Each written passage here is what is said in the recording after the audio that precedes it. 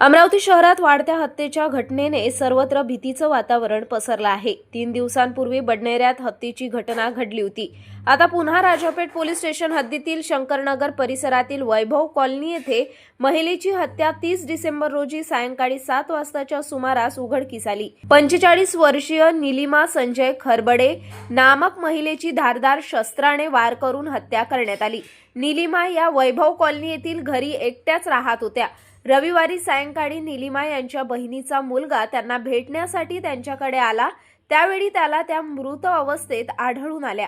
त्यांच्या शरीरावर धारदार शस्त्राचे वार दिसून आले। अशात तातडीने घटनेची माहिती राजापेठ पोलिसांना देण्यात आली। माहिती मिळताच राजापेठचे ठाणेदार पुनीत कुलटसह गुन्हे शाखा पोलिसांनी आपल्या पथकासह घटनास्थळ गाठून पंचनामा केला।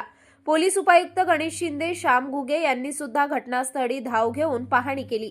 यावेळी ठसे तज्ञांसह फॉरेन्सिकच्या चिमूला सुद्धा पाचारण करण्यात आले। मृत निलिमा यांच्या शरीरावर धारदार शस्त्राचे वार दिसून आल्याने त्यांची हत्या करण्यात आल्याचे स्पष्ट झाले।